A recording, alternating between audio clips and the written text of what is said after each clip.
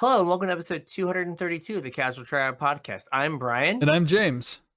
and this week we're talking all things ring, and then maybe some like deck building stuff if we get there. Yeah, they kind of roll into each other a little bit, so it's a little bit of a natural segue we're going to use. But yeah, talk about the ring a little bit, talk about some deck building stuff a little bit, and see where we end up.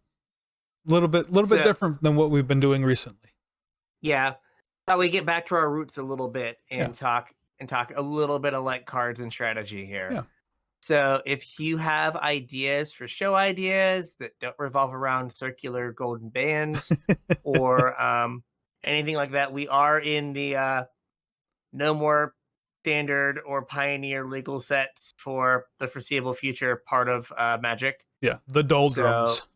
The doldrums. So get at us on social media. All those links are in the description. So get in there, say hey, and let us know what you want to hear about. Yeah, ask us questions. If you got a good one, regardless, we'll answer it. But if you got a good one, we'll make an episode out of it. So hit us up. Yeah. If you want to help the show out, if you appreciate what we do, there's a couple different ways you can do it. The first is with our TCG Player affiliate link, CasualTryHard.com/TCG. You can follow that on over to TCG Player.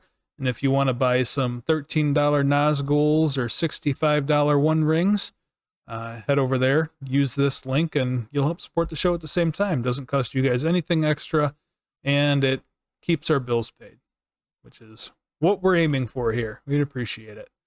Break even, clickety clack, clickety clack, clickety clack.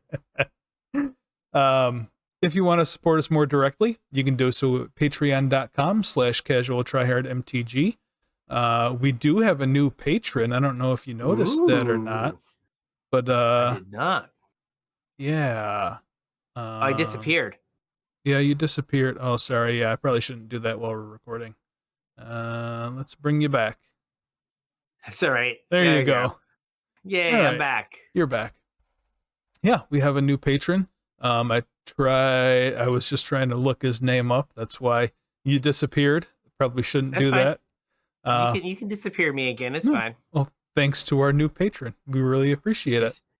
We'll look you up next time. I made the show notes, and I don't usually go on the Patreon.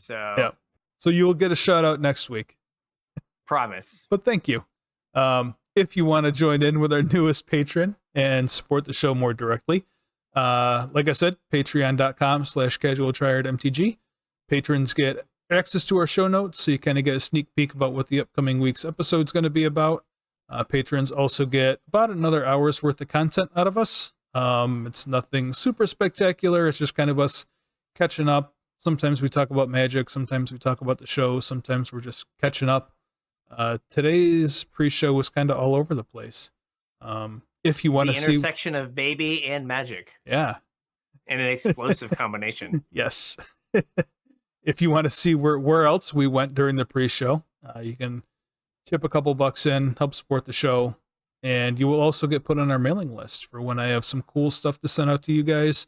Roughly every other month, I send out some tokens of our appreciation, just to show how much it means for your support. So if you want to get included in any of that, or if you just think we do a really good job and you want to support the show, patreon.com/CasualTryHardMTG. Hook us up. Yes. Please. Yeah. All right. So, first off the show note script real quick. James pointed this out in just after the pre-show. Nazgul, if you've opened any, they are apparently $10 a pop. Yeah. So they're an uncommon from Lord of the Rings. And if you're not about Nazgul tribal, it might be time to make them go away. Yeah, like I'm not sure what the price is going to do in the future. I know like this set's getting massively opened with people chasing the One Ring. But also like you don't know how many of those people are actually going to try and move these cards. Like if you've got somebody that's, opening booster boxes of hockey cards on the regular, and they decide they're all caught up in this hype and they want to chase the One Ring, like they might not have any idea that uncommons have any value. So like some of that might play into this where, you know, some of those cards might not ever hit the market. Also kind of like, I don't know if it was in the pre-show or between the pre-show and the show, but because there's 9 different versions of the Nazgul, like each individual version is rarer than a rare, even though it's an uncommon, which might keep the price high. So, but yeah, keep an eye on them. Yeah, because at $10 a piece for an uncommon, it's usually pretty good. Yeah. Now this is gonna be maybe special, but yeah, something and to keep in mind. This is also kind of a special occasion set where you're going to have, you know, strictly collectors that are like really into Lord of the Rings will likely buy into some of these singles as well. Yeah, and they do kind of fall into the hard to reprint category. Yeah. But right? basically like, impossible to reprint unless you're going to print them with a new name. Yeah, and like the ring tempts you as the mechanic on them. Right. And like I don't know how long Wizards has this IP for. You know what I mean? Like they could reprint them as this form. Right. I mean, I would assume not that long, like only until the print run's done. Yeah, probably. I can't imagine them. Maybe they got so like we could reprint these in the future, but that seems like an awful lot for the Lord of the Rings people to give up. Right. Especially when they're like reportedly as tight with their IP as they are. Yes. Like I didn't realize this, but I was listening to Lord of the Rings podcast last week or the week before, I think, just randomly. As you know, it's not something that I usually go out of my way to listen to, but they were talking about the Netflix show or the Amazon show. Yeah. And I guess like despite the show being set in the Second Age, whatever licensing agreement that Amazon had with the Tolkien estate didn't include any of the books set in the Second Age. They just like had access to like the concept of like elves and orcs and a ring. They had access to what was in the Lord of the Rings trilogy, I think, and that is it. So all of the stuff that they're talking about in the Second Age, I guess, is pulled out of like one of the appendices from the trilogy. Oh, jeez. Instead of like the actual books that are in the Second Age. And that's part of why like this is somebody's recreation or reimagining of whatever. Yeah. Like did like some intern like just like get the wrong stuff? Or maybe the price was too high. Like maybe the Tolkien estate is hoping somebody's going to come out and do like the next blockbuster about the Second Age instead of the trilogy. So their price tag is through the roof, and Amazon couldn't afford it or didn't want to afford it. Didn't want to afford it, yeah. Weird. I know that they are like historically tight with their IP, and like they're not gonna like let Wizards do whatever they want with these. Right. So, I wanted to talk about the One Ring to Rule Modern. Yeah. So it's a weird card to kind of evaluate. Like we've never seen like you have protection from everything before. But the card in practice kind of plays like a time walk. Yeah, oddly enough. Right? You play it, you know you're getting another turn, and you're getting to draw 3 cards. It's a 4 mana, 100% get a turn, unless 100% get a turn, and draw 3 cards and take a damage. Right. Which is checks notes. Very good. Colorless. Yeah. And touchable with Karn. Yes. I've been now my opinion may be a little kind of skewed because I've been watching a reasonable amount of Aspiring Spike content. Mm-hmm. And he is convinced that the ring is completely and utterly broken. Yeah. And is just putting the ring in random things. And it looks good every time. Well, I mean, that's a hallmark of a broken card. And he has. I actually went and bought the cards for 8 key, the cards I was missing, because it has 8 voltaic keys in it. And then you get to untap your ring a bunch. Yeah, you do.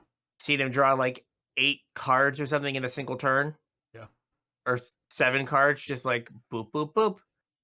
And then use like power conduit to then take the counters off of the One Ring. Oh, so it plays kind of like a Dice Factory or whatever. Yeah. It's Dice Factory with the One Ring. Yeah. And like Karn to go get whatever you need. Like he gets like Walking Ballista to kill people. Yeah. And has like a Magistrate Scepter in the board. So yeah, goes in like, and I was like, well, that's really good that he was playing it in like 4-color Omnath. Oh, that's really good. Like he's just kind of good like everywhere. Yeah. Against Living End, he had like 3 of them in his hand, and just every turn he was like protection draw from 3 everything. cards, play another One Ring, and they couldn't kill him. Yeah. It's just like, oh, this is a problem. Yeah. So it is kind of just a time lock that costs 4 mana. And like, I guess we would have read this as 4 mana. 4 mana, take an extra turn after your opponent takes their turn. Yeah. But like, you're taking an extra turn. Like it has to come back. Yeah. And draw 3 cards, we might have evaluated it differently. Yeah. And so it's weird though, because typically with time walk spells and with things that we consider a time walk, there's like a tempo advantage that you gain by taking your extra turn. And this is kind of the opposite, which I think is why at least I didn't see it as a time walk, because you don't get the tempo here. Like your opponent still gets their turn. They get their draw step, they get their land drop, they get to cast their spells, they get to do whatever they're going to do. You're not taking that tempo from them. Yes. I think the difference here is you get to draw so many cards with it so quickly. Yeah. That it like, because like it's 4 mana, draw 3 cards. Mm. When it's in like that's we don't get that. We don't get that. And then is Rain of Revelation, is that 4 mana, draw 3 cards? I think you then discard a card. Oh yeah, I think you're right. So it is played very, very well. The video hasn't come up. I'm kind of interested to see it. He was going to try it in like Mono Green Devotion, basically the Pioneer deck, like just untapping it with Kiora. Oh man, that's gross. Yeah. So it's like, oh, I ramped it out. Now I get to untap it with my Kiora and draw 1 million cards, and I have a Nykthos, so like I'm gonna have 1 million mana to use all of these cards. Yeah. Right. Like that's what was good about the Dice Factory deck, was you just had so much mana that you were like, I want to draw as many cards as I humanly can. Yeah. Because I'm just going to be able to use all of them. It also played a Paradox Engine in the board. So then you like tap all your stupid Astral Cornucopias and float a bunch of mana and then untap everything, including your One Ring. Yeah, and you're like, okay, I'll draw like 6 cards or whatever, and it's just like, oh, then I can use all this mana and just like snowball the game that way. Yeah. So, but it is interesting. I have to update the show notes a little bit. I went and checked again today because I made this from memory. The price on TCG Player for a One Ring was in the neighborhood of $30 on Saturday. And it is now up to $65 now.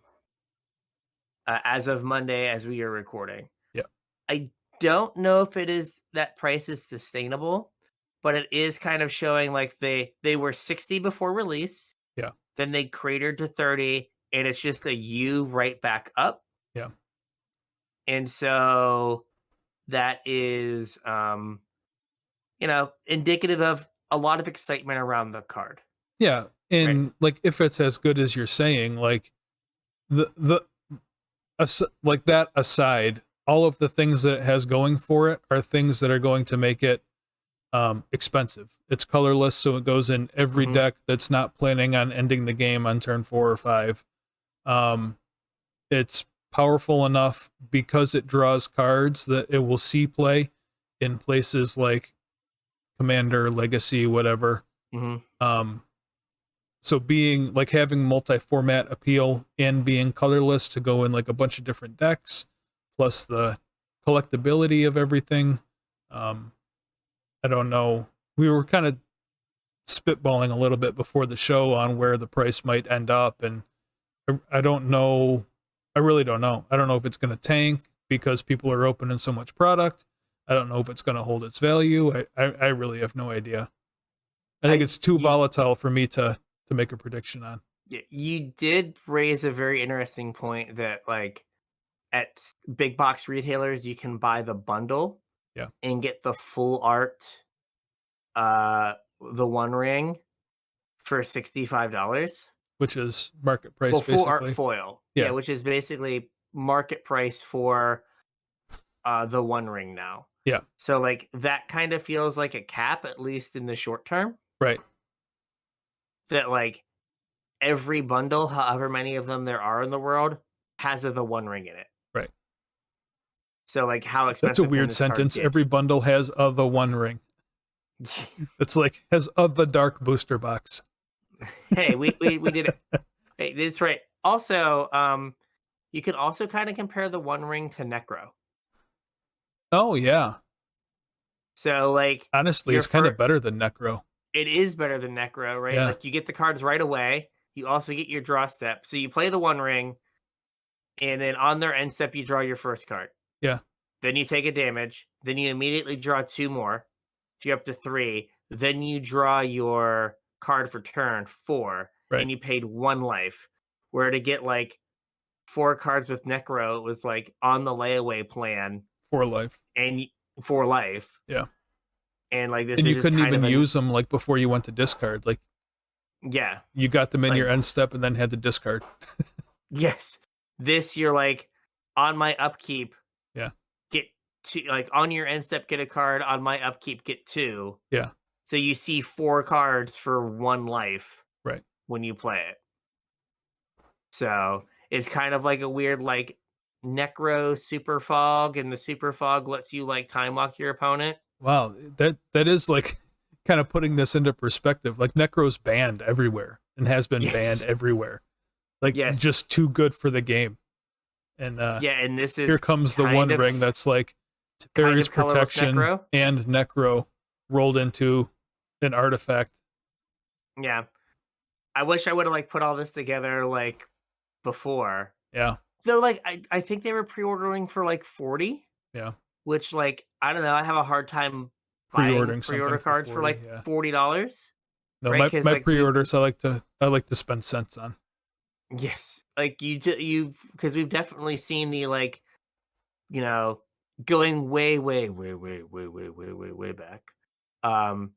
Sarkin, the 5-mana Sarkin from Cons. Yeah. That was, like, pre-ordering for, like, $30 or something, more, I think, and then, or maybe 40, and then Sorin Solemn Visitor. Yeah. That, like, after pre-release, Sarkins tanked and Sorin's went, like, way up. Yeah. Right? Like, if you were on the Sorin pre-order plan, like, you did it. But if you're on the Sarkin pre-order plan, you got annihilated. That card saw no play. Right.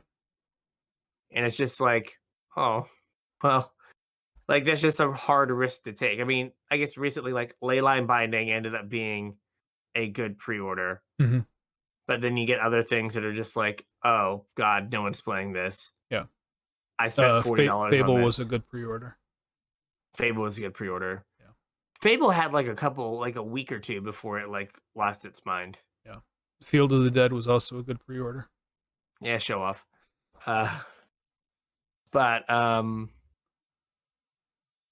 So, yeah, and it also won a Modern Challenge this weekend, the One Ring.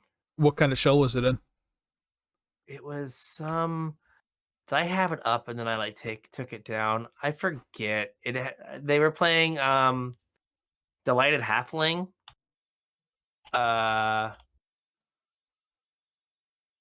Just to ramp it out, or were they like on some other kind of ramp plan? Or this is, where's the most recent one? Looking. This is, no, these are two. Oh no, might have, it's this one. Oh,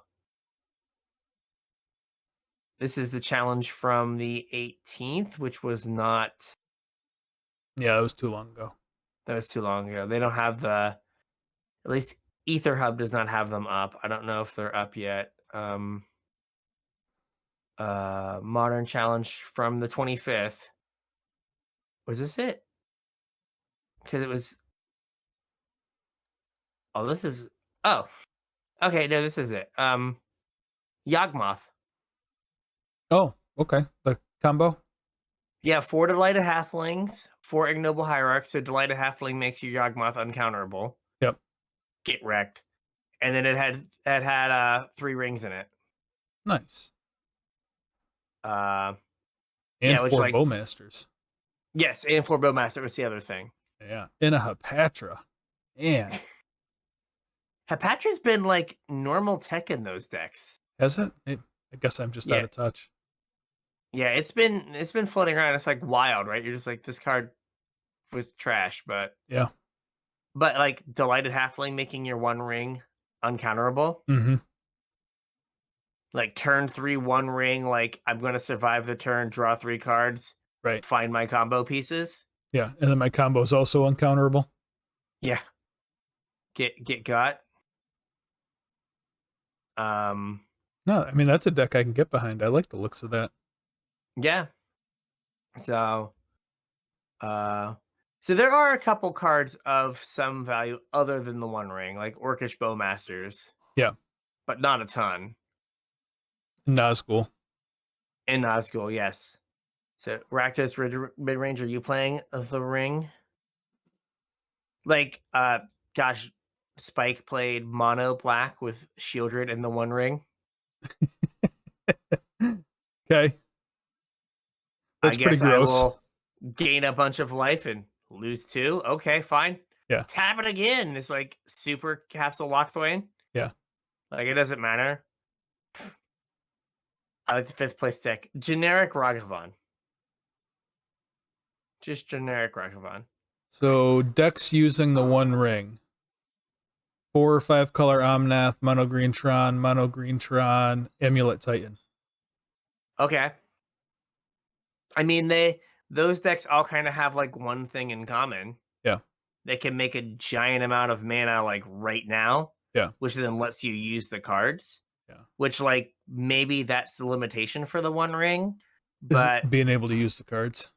Yeah, but like, I've played enough Magic in the last like 3 or 4 years that like generating a stupid amount of mana is just like par for the course. Yeah. It's like what you do in modern Magic. Right.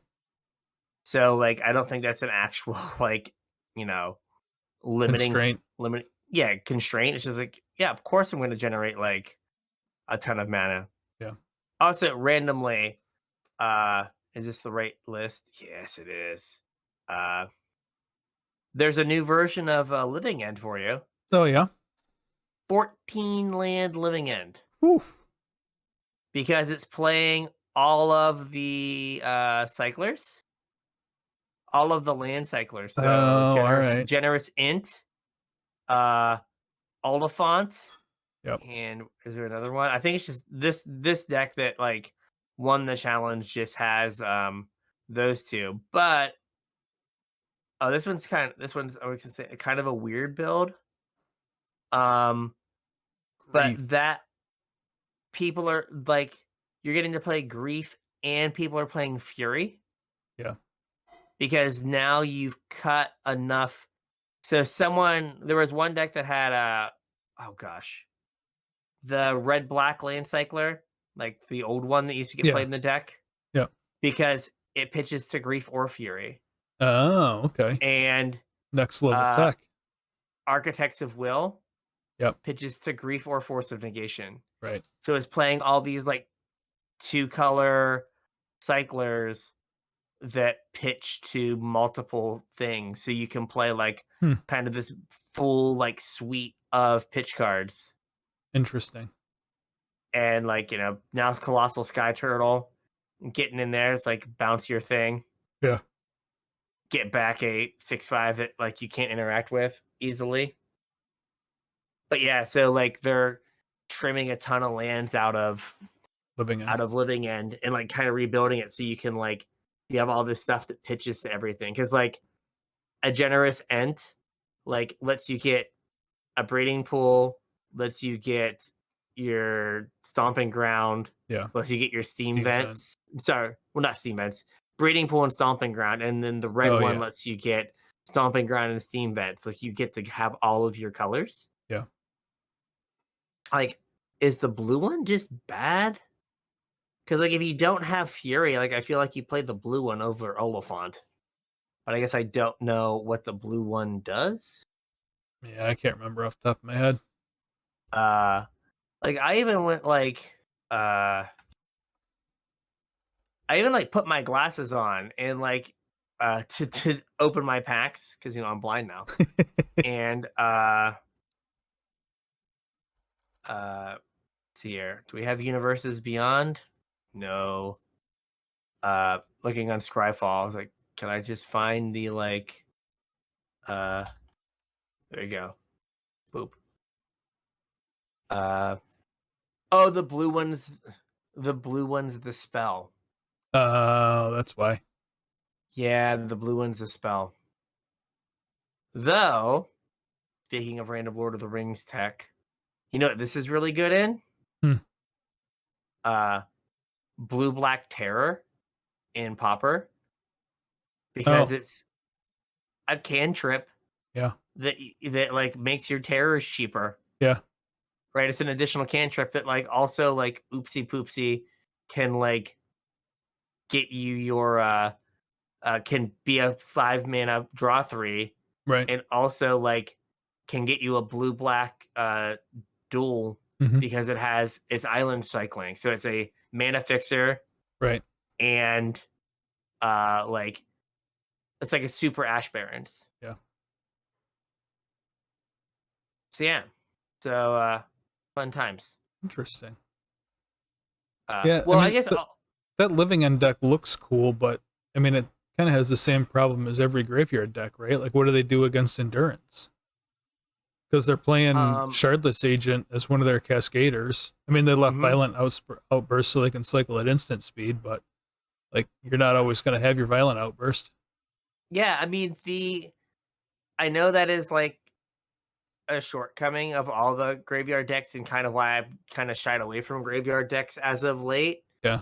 But like Living End has kind of been like a tier 1 deck for a while. Yeah. I know it's been popular lately. It's just weird that I don't know if I don't know if it's because like you have like grief subtlety and like force of negation where like you kind of have like a lot of the bases covered. You like grief them on turn 3, and if they don't have the endurance, they just get got.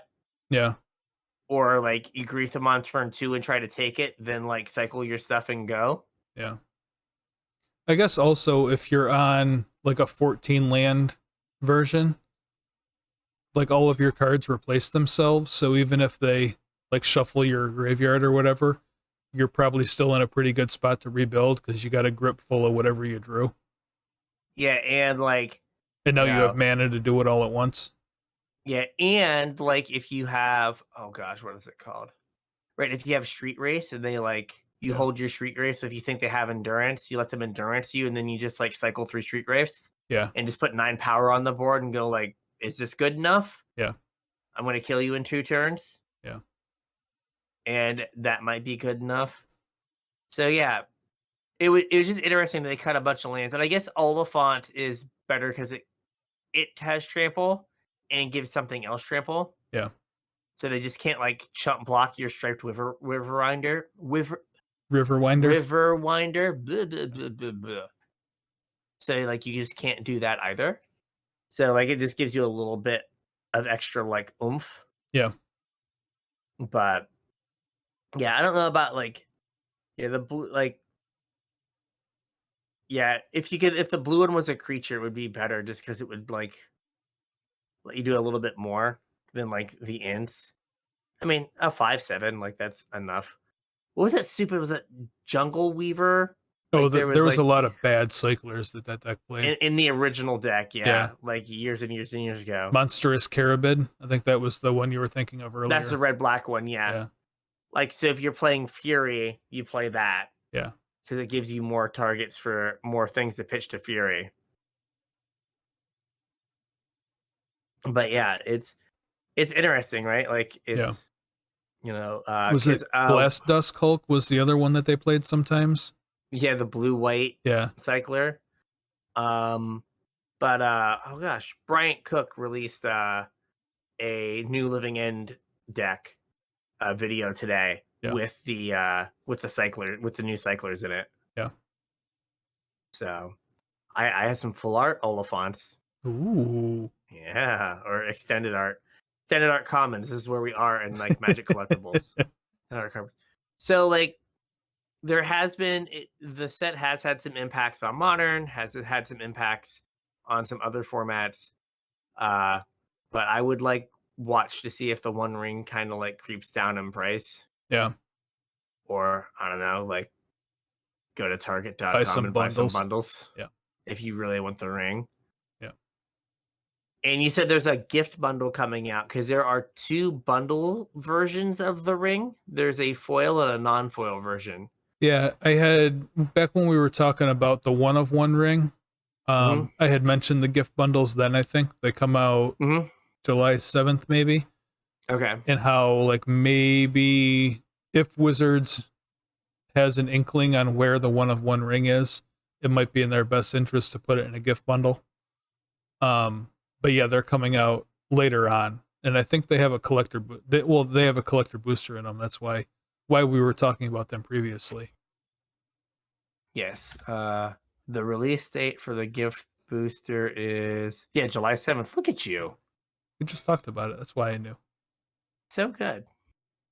Very impressive. Yeah.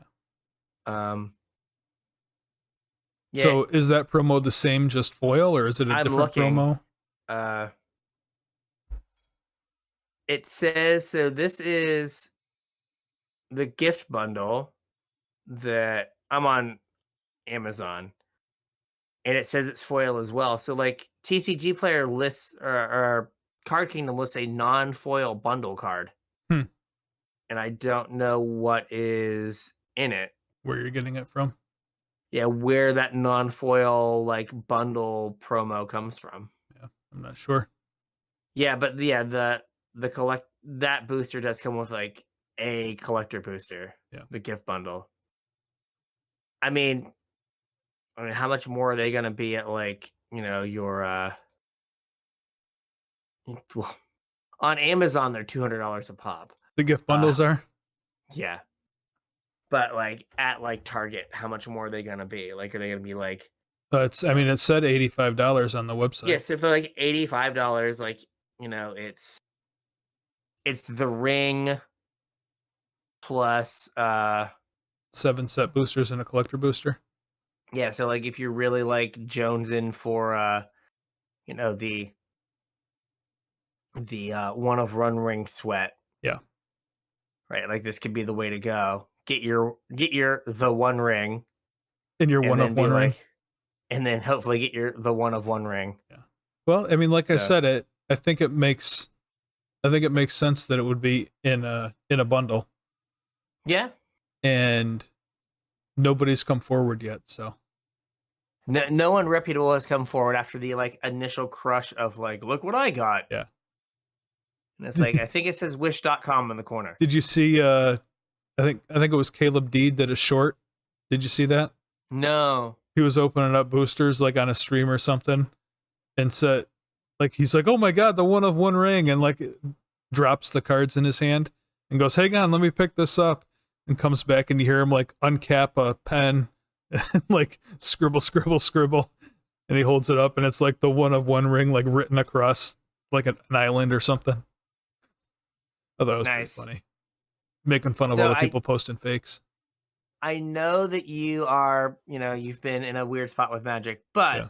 I do have a bunch of cool basic lands from this set and from a previous set, like in a stack. Yeah. One day I will remember them and see you, and I I got will my give name you on them. yes, and give you this stack of like basic lands that you will Awesome. like. I do like pretty Uh, basic lands. so I thought the podcast wasn't recording for a second, but Oh. no, I just brought up the pre-show that was stopped, and I was like, "Why is this recording?" Oh. Because it's the pre-show. Well, we're recording on my end, so even if you lost your audio, I'd still have. We're good. We're good. Okay.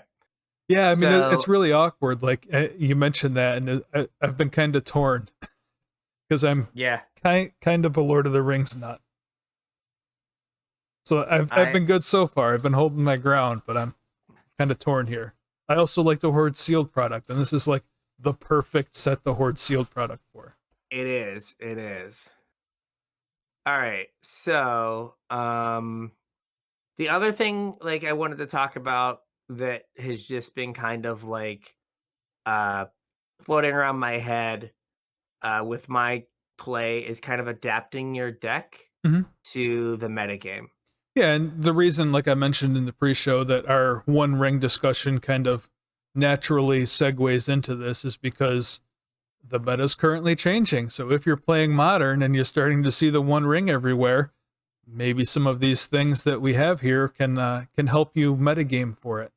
Yeah. So, right, like it's pretty obvious that like as different cards get played, it changes the value of other cards. Right. Right. So We're if talking you're like as a game piece, not as like a $5 yes, card. yes, Yeah. as a game piece.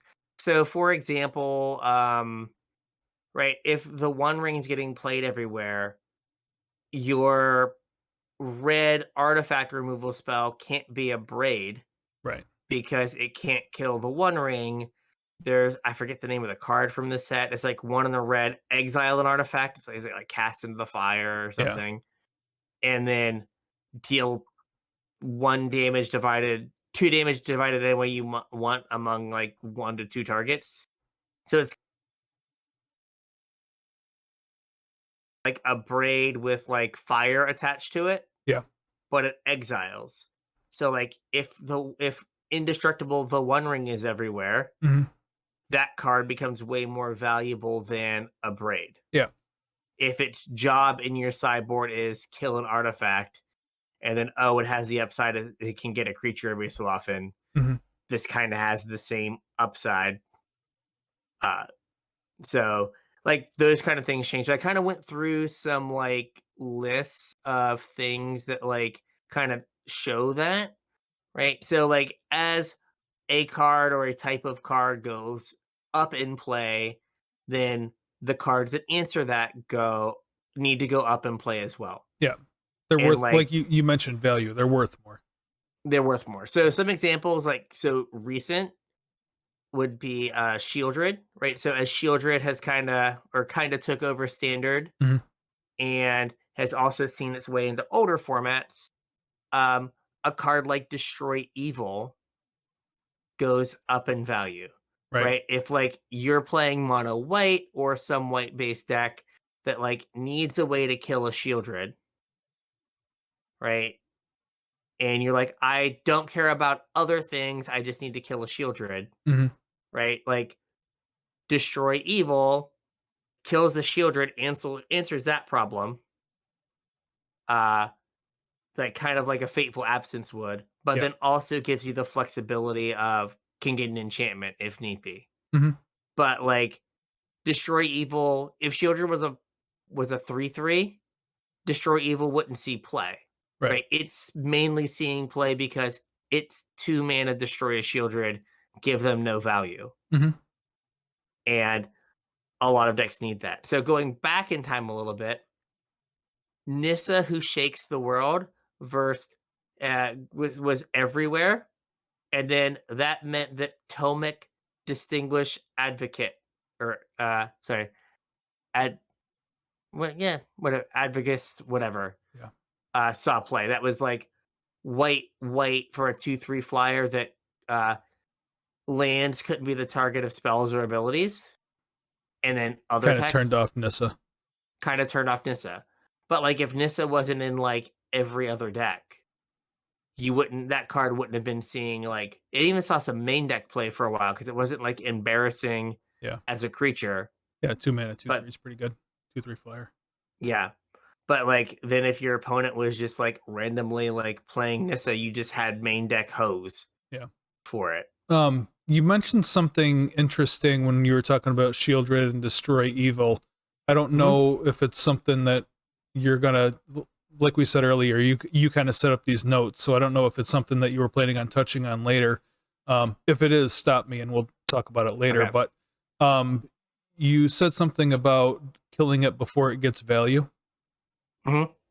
And that's an important thing to keep in mind also when you're looking at like putting in some of these other cards. Like just because the thing kills the thing doesn't mean it's the best answer, because if the thing still gives all of its value, like you're still down on that transaction.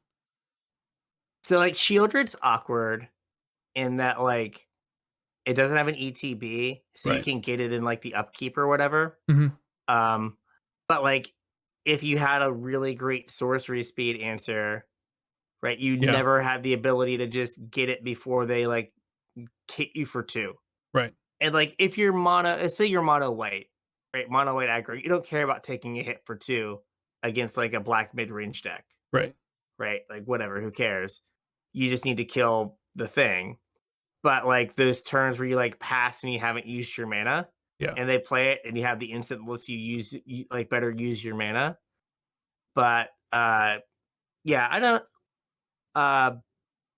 so if you can avoid them getting value, great. But like a lot of times it's just like what is the most efficient answer for this, I think. I think it matters on like how backbreaking the card is. Yeah, And that's well, something I'm gonna talk like about they later. kind of overlap though.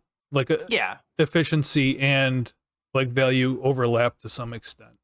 Like if something's efficient enough, like it's okay for them to get value just because it's so efficient. But on the flip side, if the thing negates the thing in the best way possible, it's also sometimes okay for it to be more expensive. Yeah. I mean like Stern Proctor or like oh gosh, Hushbringer, Yeah.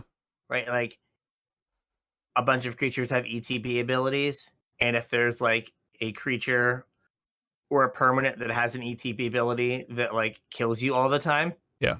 right? Like you can bring those in and take care of it. Right. Though like Elish Norn is like the best version of that, though she Yeah. is 5 mana, right? Um, but like if you're like, oh, I have to deal with a creature that has an ETB, like I always lose to like 4 mana Omnath. Mm-hmm. Like, okay, you could play Hushbringer, you could play Sturm Proctor, Mm-hmm. you could ramp into Elish Norn, and like that takes care of your whole problem, as opposed to like Destroy Evil Right. can kill a Shieldred, but it can also kill an Elish Norn or an Omnath. Yeah. So like it's a little bit more flexible. Well, this is, I think we're also going to talk about this in a little bit, but I'm going to bring it up now because it's kind of on the same topic, is Aether Gust. Mm-hmm. Like one of the reasons Aether Gust was such a good answer in its time was because it stopped everything. Because you interacted with the thing on the stack, your opponent never got the value off of it when you deployed your answer. Yeah. So I mean, like Aether Gust is kind of like the super counter spell. Yeah. In that, like the downside of a counter spell is they've resolved their thing, Mm-hmm. and then you draw the counter spell, and you're like, oh man, Aether Gust. You're like, I can still put that thing on top and not die to it. Right. Right. Like it just kind of does everything. So going back a little bit more recently, Oko and Questing Beast, Oh, right? yeah.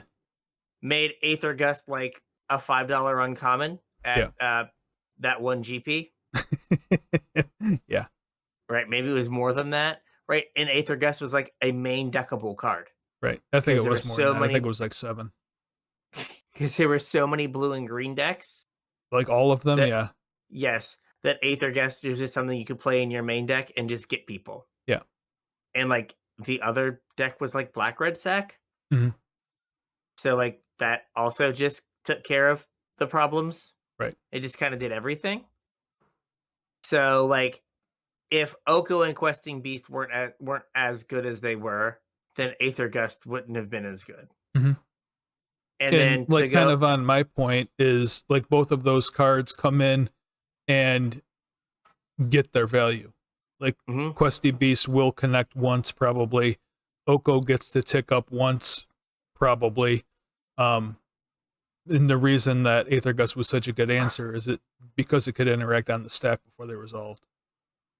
Yeah.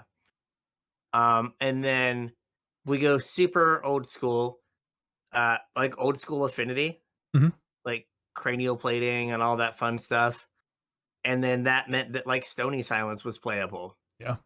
Like Stony Silence sees like no play in Modern now. Now, granted, there is Collector Oof, but like Collector Oof doesn't see a ton of play either. Right. Because like the artifact decks aren't as big a part of the format. There was a time in Modern where like if you were the Tron player before a big event, you wanted like, you know, Tron to have not done well the previous like 2 weeks. Yeah. Because then people would be like, oh, no one's playing Tron. Tron sucks. I'm going to cut like my land destruction. And then Tron would win a tournament. Right. Or you wanted Affinity to do bad for 2 or 3 weeks in a row, and then people would cut their Affinity hate. Yeah. And then Affinity would run away with the tournament. Hey, I wonder if Stony Silence or Collector Roof are going to come back around now that the One Ring's everywhere. It definitely could. It definitely could. Yeah, like, I mean, it kind of turns the One Ring into a liability. It does. I mean, you do get the protection from everything. You still get like the pseudo time lock-ish thing. Right. Or at least like the guarantee of another turn. Yeah. But yeah, it does make things more difficult. But like, I think Collector, I think those cards are worse now because like, right, like if, what is it called? If Stony Silence becomes a big deal, you just play like a couple Passages in your main deck. Oh, that's true. And then you have an answer. And like, Oof gets swept up by Fury and Solitude. And just like, you know, like we're still a Lightning Bolt format. Right. So like those cards are still like pretty decent. So it's harder. Like before it used to be like, here's my enchantment. And they were all like, I can't deal with your enchantment. Yeah. Oh, Boseiju does not get the One Ring. Oh, indestructible. Yeah. Yeah. So Spike was streaming and his opponent Boseiju it. Still gets a land though, right? It does. Yeah. So, and his opponent in the chat just wrote, God, I'm so stupid. Didn't was it Fade into Antiquity? Didn't that see play at one point? Yeah, there was like that, and then there was like, was it Unravel the Aether, the one that shuffled an artifact or enchantment into your deck? Oh, I think that's the one I was thinking of. What's Fade into Antiquity? I think Fade into Antiquity is like 3 mana exile an artifact or enchantment. Let's see here. Fade into Antiquity. How did we do? This is from Theros. Maybe you're right. No, yeah, Fade into Antiquity, exile, target artifact or enchantment. I was thinking of a different card that does the same thing from a more recent set. Okay. And then Unravel. There it is. Unravel the Aether. Boop. Yep. This is 2 mana from Born of the Gods. Choose target artifact or enchantment. Its owner shuffles it into his or her library. Yeah. So just puts it away. Yep. For them to 100% draw it the next turn. 100%. Always. How is this on top? Explain. But yeah, like if the One Ring is everywhere, right? Like now things like Unravel the Aether, where you're just like, I just need that to go away. Right. So they have protection from everything, but none of their stuff does. Correct. So like their planeswalkers can still die and things like that. So like, you know, I gave some examples of like one card getting played that like raises the value of other cards. Right. And so how do you like know how to adapt your deck? And there's 2 ways that we can kind of think about this. There's like, and they're not like mutually exclusive. Yeah. Like you kind of do them in concert, but there's theory crafting and then there's play testing. And we've talked about theory crafting if you go like way, way, way back. Gosh, like 2-3 years. Hey, there's some gold in those old episodes. If you guys haven't listened to our back catalog, highly recommend it. So before we went to GP Atlanta, right, like to play Legacy, a format that like it's hard to just get like tons of reps with. Right. Right. Especially like if you are not super savvy with Moto. Right. And whatever. So like we just went through and we were like, what are the top decks?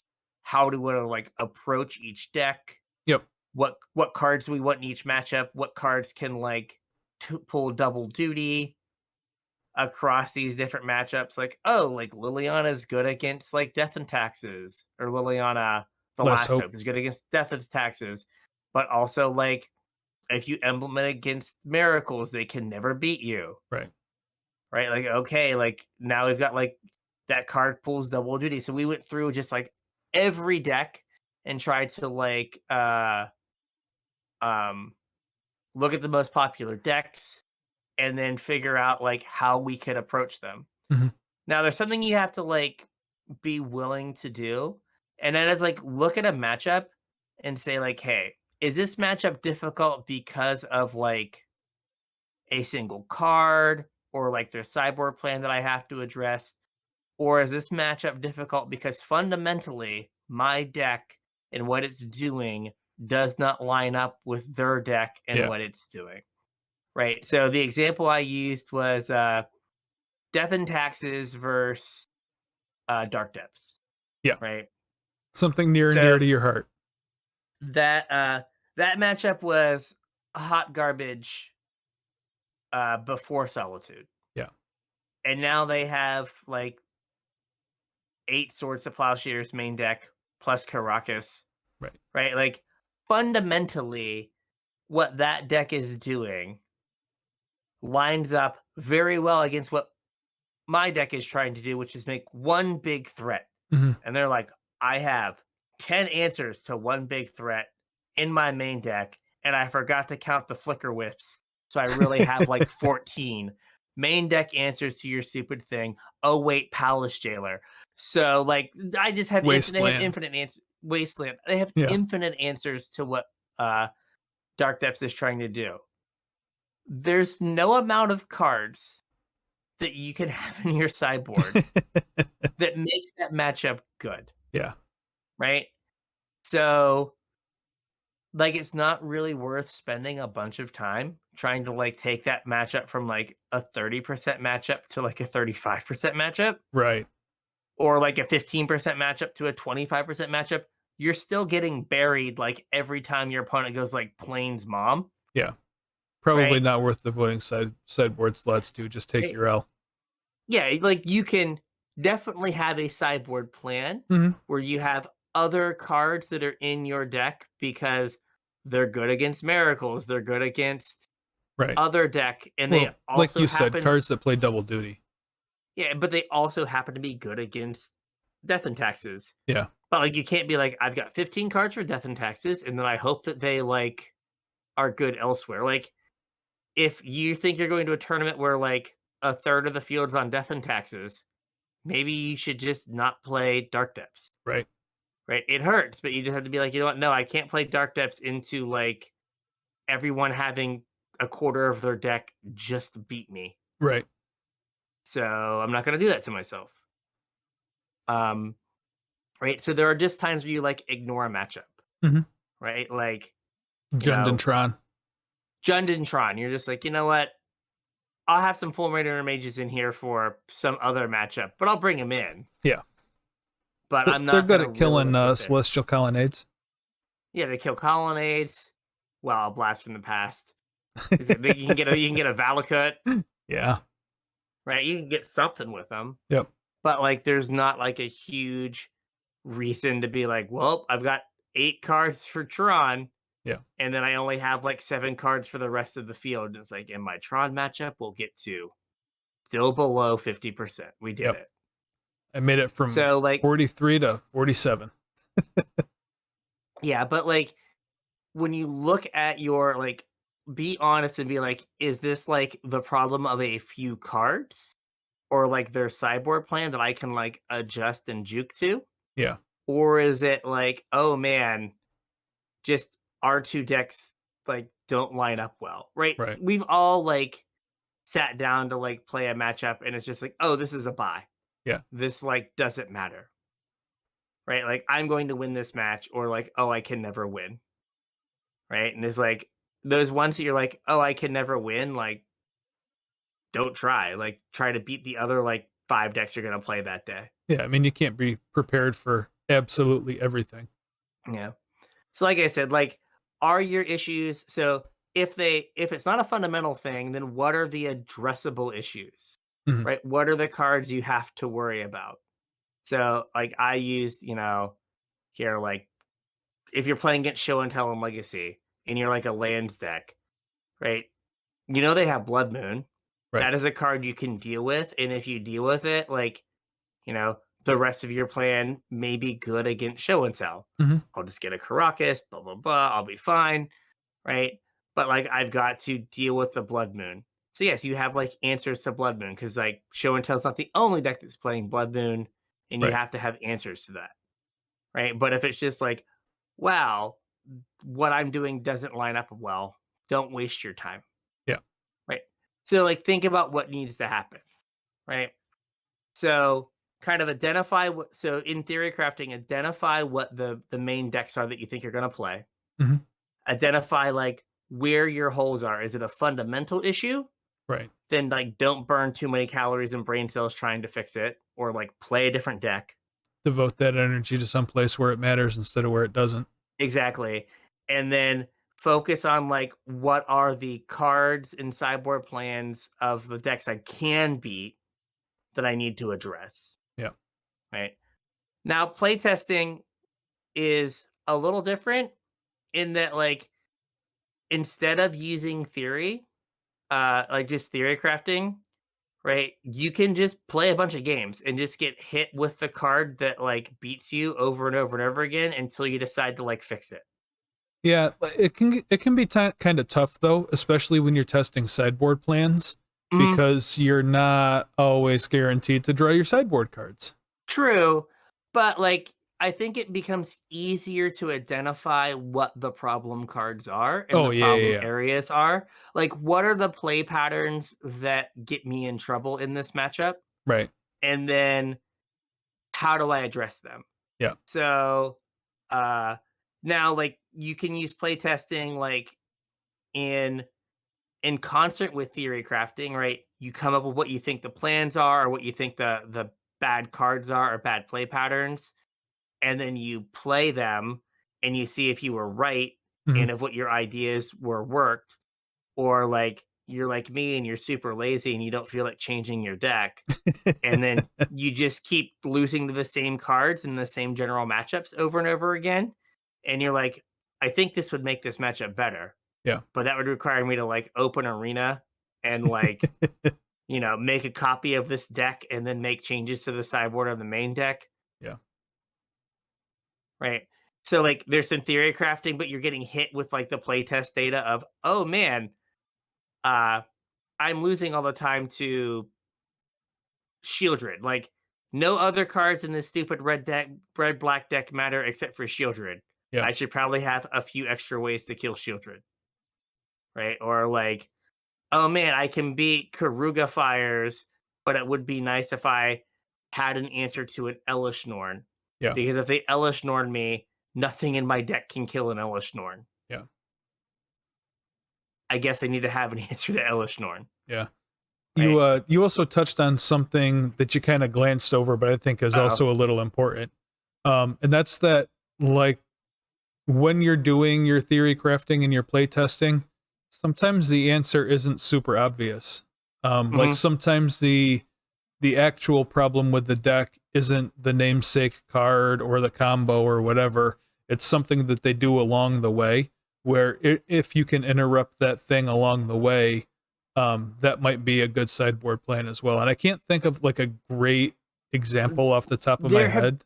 definitely been some like weird Pro Tour sideboards Yeah. where like there was one recently where it's just like this super random card is like it totally fixes whatever our bad matchup was.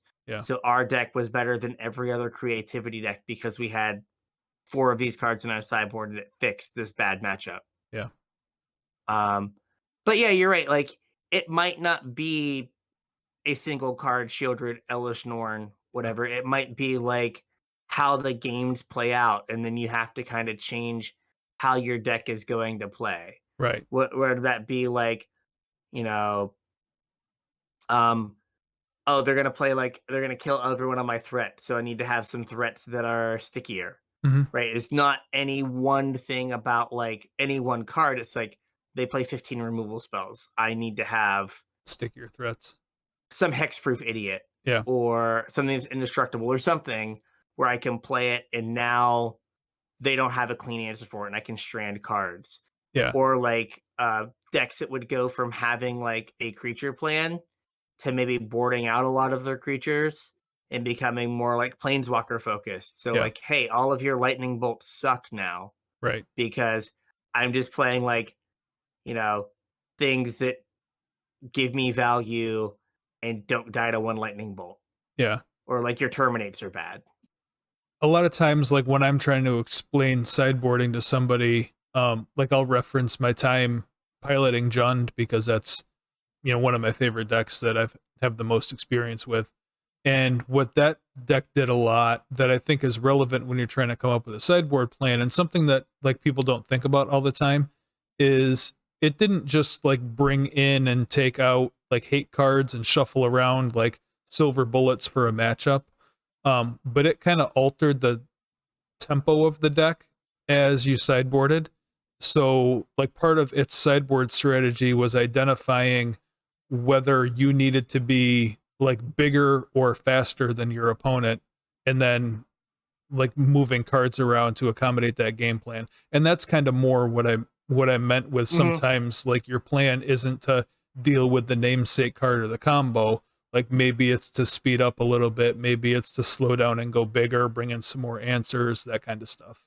Yeah, the like identifying in each game, you need to identify like, am I the beatdown? Yeah. But like in the matchup generally, Yeah. like, am I the beatdown or am I the control deck? Or like, do I win more games if I make myself the control deck? Right. Right. So changing the play patterns. Yep. Right. Like if they're expecting you to like go like 1, 2, 3, maybe you go like, you know, removal spell, sticky or threat or planeswalker, where they're expecting you to go like, you know, creature. Yeah. Right. So now their sweeper looks really bad because you just kill 2 things, or like, you know, interactive spell, card draw spell, planeswalker. Right. And their supreme verdict now doesn't do anything. Yep. So yeah, just kind of changing how it plays out. So I was like looking at like, I've been playing a lot of elementals. That's basically the only deck I play. I play like elementals and then I fart around with other stuff when I get like an idea. But like I'll keep going back to elementals. It has its flaws, but it is enjoyable. So like I kept playing and I was losing a lot to like Shieldred out of red black. Like I said before, only card that matters in the matchup. Yeah. Like every card I play is like an 8 for 1. And then like Shieldred gets me because I'm 8 for 1ing them, but also taking 2 each time I do it. Right. And it's like, oh, well, this isn't good. And then like Elish Norn, right? Like, so Elish Norn makes it so none of my stuff works. Yeah. At all. Yes, at all. It's like, here's a 4-mana 4/4 no text with a pretty picture. Here's a 3-mana 1/1. Yeah, here's a 3-mana 1/1. We did it. So I had like an Abrade in my sideboard, and I had Chandra Awakened Inferno, right?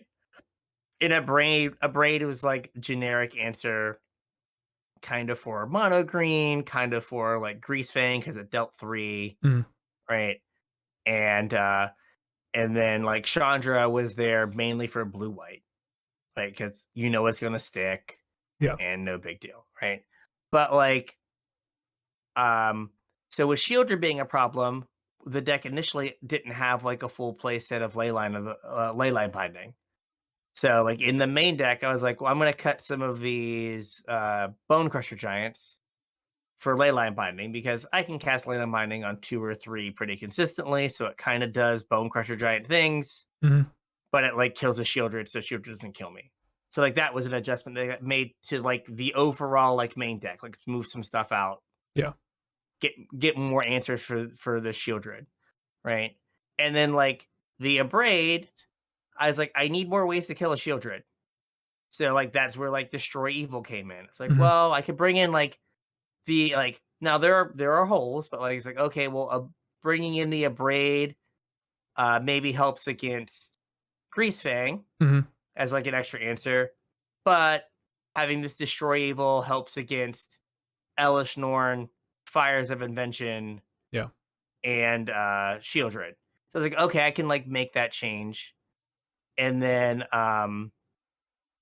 Elish Norn, same kind of thing. Like Chandra's good against control, but if you're not playing against a bunch of control, right, it doesn't like come in like at all. Like it's just kind of there for control. So I was like, Ugin is what I settled on now. 6-mana Ugin the Ineffable. Yeah. He who should not be effed. Don't right? F him. Kills a Shieldred, kills an Elish Norn. Yep. Makes 2/2 dorks for the control matchup that draw you cards. Yeah, I mean it's not like as good because it can still get tagged with a Disdainful Stroke or whatever. It can. But the thought process is it has more flexibility than like a Chandra. Like it's way more flexible. The deck is good against blue-white control, not great, but good again because every card, if it resolves, I get paid. Right. So like eventually they run out of things. Yeah, make them answer everything. Yeah, just like play a spell, and eventually like stuff sticks and you start to snowball. Yeah. So like you're kind of fine against blue-white, but it's a little more flexible. Maybe the right answer is Teferi, Hero of Dominaria. Right, like that hides the Shieldred for a while to like make it not a problem to like snowball value. Yeah. It hides an Elish Norn. It's also good against control, right? But like identifying like what the problems were and then being like, well, what do I have to like move around? In that same way, like Greasefang is not a great matchup. Yeah. Right? I want to play like a lot of games and take your will to live. And you want to play like a 3-turn game. Usually my jam, but you want to play a 3-turn game and just get it over with.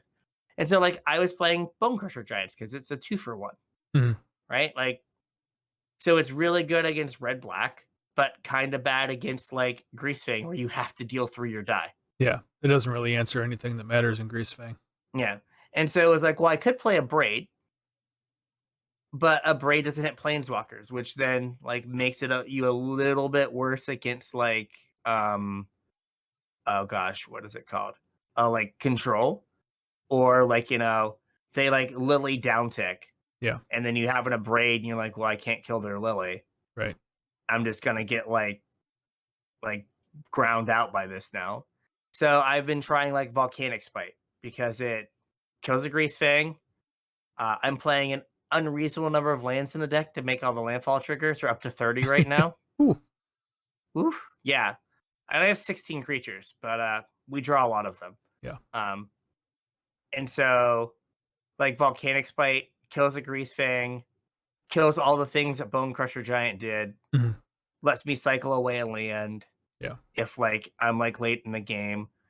So like just identifying like Bone Crusher is really good, but in the current like Pioneer / like Explorer meta game, like it can't kill a Supreme Phantom. Yeah. It can't kill Greasefang. It can't kill like not that they get played that much anymore, but Graveyard Trespasser. Right. Right. It's also amazing how fast that card has fallen out of favor. Card was everywhere and now it's like nowhere. But like there's a bunch of things it doesn't get. So it's like, well, if the break point for damage for me is 3, right? The cards that matter have 3 toughness. I can't play Bone Crusher Giant regardless of like it's good against control because it is also a creature. Like you can just play a 4/3. Yeah. But like if you just die to Greasefang every time you play against it, should probably try to shore that up a little bit. Right. Without like making it like I don't think that like getting rid of Bone Crusher to like help against Greasefang and like spirits and other things. Like it's not that like Greasefang's unwinnable, so I'm devoting all these cards to a matchup that doesn't matter. It's like I'm making myself slightly better against multiple matchups Yeah. that have 3 toughness creatures or 3 toughness, or like a planeswalker you can get to 3, like a combination of like play 3 lands for your Omnath, deal 4 damage, and then get to like finish off their like Kiora that they didn't like down tick the previous turn. Yeah.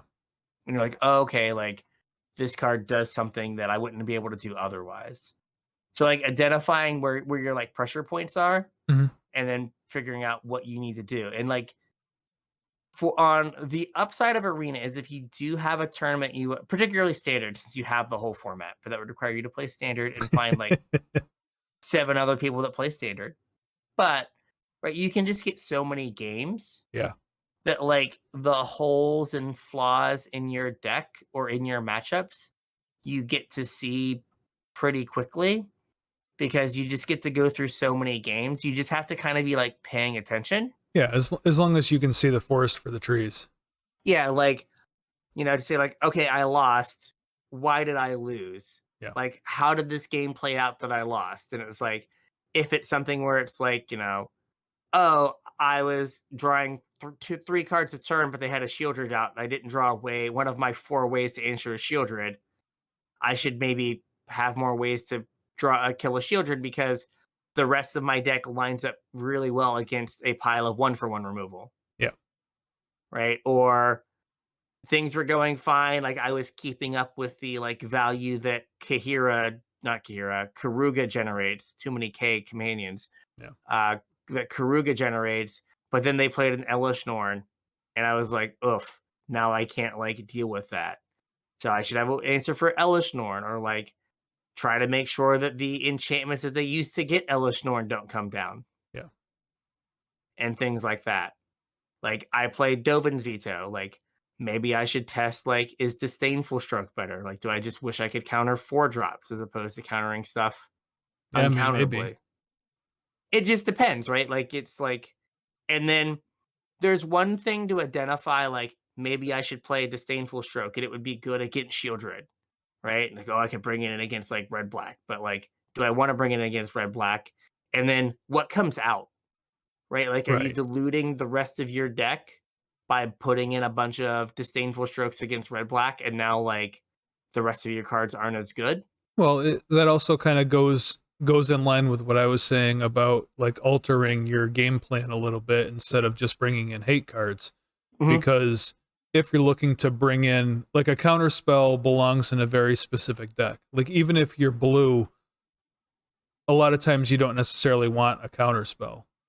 Like I don't know that you play Disdainful Stroke in your Elementals deck because that requires you to leave mana up on your opponent's turn, and that's not really something that you want to do. Like you want to be deploying your threats, churning through your deck, not like, oh, I could have gone, 2 steps further this turn if I didn't have to leave 2 mana up to deal with whatever.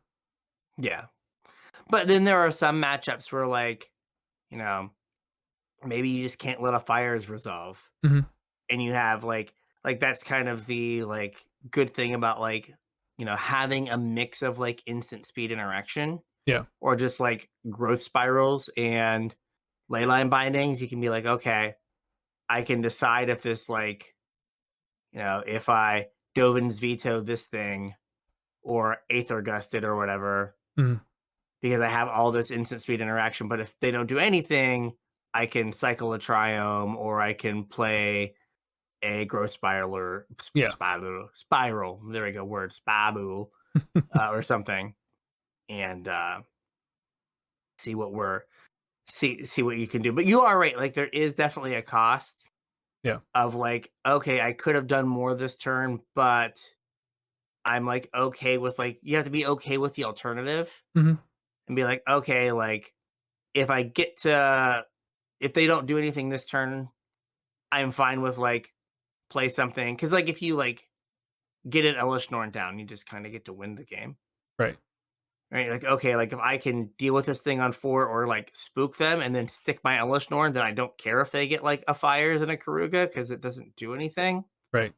Like, here's a 5/4 block with my 4/7. I hope you enjoy this bad Summit Prowler that you have. I guess That that is Summit correct. Prowler is a 4/3, but still. So just like, changing your deck and being like, I'm gonna hold up counter magic. What does that mean I have to do for the rest of my deck? Right. Like, what are like because there's so I play, oh gosh, Escape to the Wilds. Mhm. And there's a lot of times that I cut that card that I'm like, I'm gonna get enough card advantage in this game to win, but there are certain things that I have to like be able to interact with.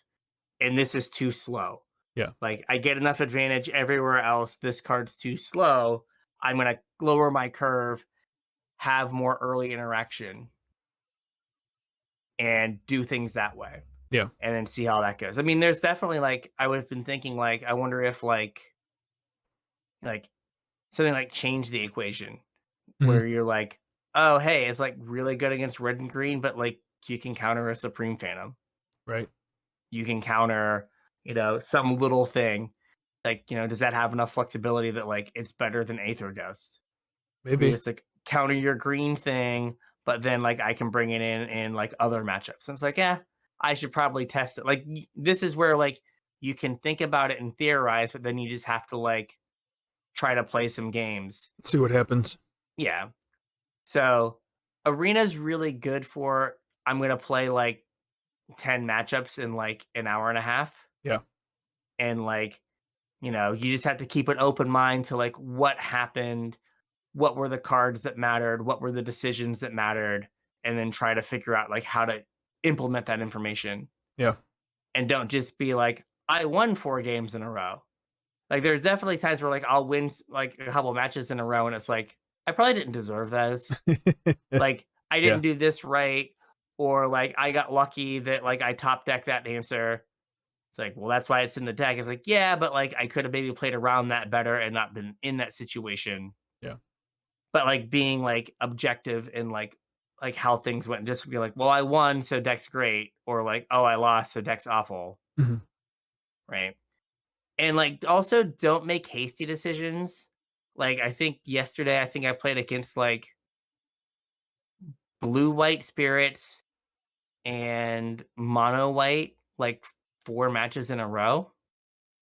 Right? And, like, don't be like, "Oh, I hate losing these decks. I'm gonna bring in a bunch of Deafening Clarions and, Rending Volleys," It's the and best way then to never see that deck again.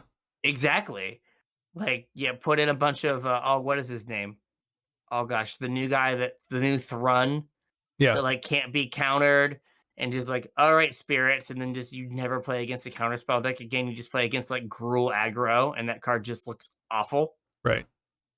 but you're like, "But I didn't wanna lose to that anymore." Right, like, if over the course of, like, a week or 2 weeks, like, you're like, "Wow, I play against a lot more mono white."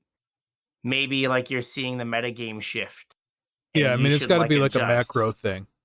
Yeah, like, was there a new card? Yeah. Did something, like, in the or has the deck been built differently? Yeah. Is there something in the metagame that has shifted? Is the Right, deck all like over Twitter all of a sudden? yeah, kinda like, you know, red, white, Convoke. Mhm. Right? Like that deck was everywhere and it popped up on Arena every so often. It is kind of missing like a key card to be like an explorer deck. Yeah. But like, you know, there's something that like a bunch of 1 mana doofuses or 0 mana doofuses, a bunch of tokens are showing up for a very particular reason. Yeah. And like, okay, maybe I need to adjust my deck to deal with all these tokens, which is why like a lot of the blue white control decks were playing temporary lockdown. Mhm. Sweep them Or up. sweep them up, right? Doesn't matter how big you get them from Venerated Loxodon, Yep. all of those go away, and now you have like one big threat to deal with, and like that's what control decks are like built to do Right. is deal with one big threat. It's like cool, I could totally kill one thing. But like if there hadn't been all that buzz and you just saw like a red-white tokens deck that beat you. Right? Like, oh man, the meta that game's red-white tokens. It's like, well, no, it's like one random deck. Yeah. But like, it has something fundamentally changed. So don't like overreact to like one match or whatever. Yep. So hopefully that was useful. We haven't done this in a while. Yeah, it's been a long time. Been a long time since I thought about playing cards. Yeah, I think it was since the last time we did our Learning to Play series, right? It was the last time we really dove into sideboarding. Yeah, like sideboarding and like how to change your deck and stuff. Yeah. Yeah. So yeah, just whatever you're playing, like always be thinking about like what card would be better here. Mm-hmm. Right? Like, okay, I drew this sideboard card, but would it have been better as something else? Or like, man, I wish I could take this card out. What could I bring in for it in this matchup that would be impactful? Yeah, and like really, these are the hardest decisions to make that make the least impact, if you know what I mean. Like I shouldn't say the least impact, but if you're trying to nail it down your deck list for a tournament, I have spent way more time agonizing over my 74th and 75th card than I have my 1 through 60th cards. Yeah, where you're just trying to like, you know, where am I gonna like get this little edge? Yeah, but sometimes that's what I meant is that. The little edge. A lot of times, all you're doing is looking for the smallest edge, and like it can be tough. Like you said, like playtesting sideboarded games, you don't always draw your sideboard cards. Yeah, it makes it even harder. Was it a good sideboard plan or was it a bad sideboard plan? I don't know. I didn't draw the card. Yeah. Right. And if you're playtesting, like a lot of times it's not exactly the funnest thing to play against your bad matchups where you're trying to gain points. Like, oh yeah, I just get crushed every game. I'm going to do this for 3 hours. But if I draw this one card, my matchup gets a little bit better. Yeah. Right. And like you said, that like one like silver bullet that you might draw, right? Like you could play that matchup 3 times in the tournament and never draw your sideboard card. Yeah. And your sideboard card was 100% plan was 100% right, but you didn't draw the answer, right? Like I need to draw a sweeper, I need to draw end the festivities, and I would get to beat red-white tokens. Yeah. And like you have 2 of them in your deck and you just never draw them. Yeah. And like it's like, oh well that happens. Or you like play your deafening clarion, but it is what is it called? It they have like a 3/4. Yeah. And you're like, I can't kill this now. Like the stupid, oh gosh. The werewolf that gives everything haste and +1/+0, but flips into a 3/4. And like, it's night and they play it, and then you cast your thing and you're just like, oh, I guess I lose now because I couldn't kill this thing. Yeah. Amazing. So yeah. So just like be mindful when you play. I think that like Jerry Thompson talks about like always try to learn something. Like when you're playing, that's just like, good life advice in general. Yeah. But like don't just play to like play. You can, but if you're trying to get better, like try to play to like learn something. Like, is this card good? Yeah. What matters in this matchup? Get something out of your time. Card? Is it a single card? Is it like the play pattern? Like what matters? So with all that, I think we got a show. I think we have a show. So if you want to have some input on what next week's show might be, we would appreciate it. So get us on social media. All those links are in the description. Yeah, we would greatly appreciate it. Let us know what you guys want us to talk about. We're here for you. We are also accepting 1 of 1 rings. Sure. We will give you our address. You can send them right on over. I don't even care if they're fake or not. You can send me a fake 1 of 1 ring. I'll hang it up over here somewhere. Yeah, for those of you who don't know, that background is like 25 feet from his head. Like he's way far from that back wall. Way far. I mean, I'll put it there if you send me one. It needs to be really big so we can see it. You'd never know if it was just a forest. Yes. So yeah, All right. If you got any show ideas, hit us up. If you're looking to support the show, there's a couple ways you can do it. The first is with our TCG player affiliate link, CasualTryHard.com/TCG. There was a little bit of confusion in Discord last week. Somebody was asking about the affiliate link. It has changed from what it used to be. So make sure you're using the correct link, CasualTryHard.com/MTG. TCG/TCG. Oh, yeah. I'm sorry. Yes, you are correct. /TCG. CasualTryHard.com/TCG. That link will bring you to TCG Player, and anything you purchase after following that link will help to support the show. So we would appreciate it if you did that. It doesn't cost you guys anything else. You're going to be buying stuff anyway. You might as well help us out at the same time. Yes, please. If you want to support us more directly, if you think we do a great job and you want to show us that we're doing a great job, Patreon.com is how you can do that. Patreon.com/CasualTryHardMTG is the site.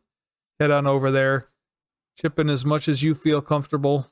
The tiers don't really mean a whole lot. They all kind of do the same thing. So it's just whatever you think we're worth. Patrons get access to our show notes, so you get a sneak peek about what the upcoming week's episode is going to be about. You also get about another hour's worth of content out of us because we record our pre-show raw and unedited for your enjoyment.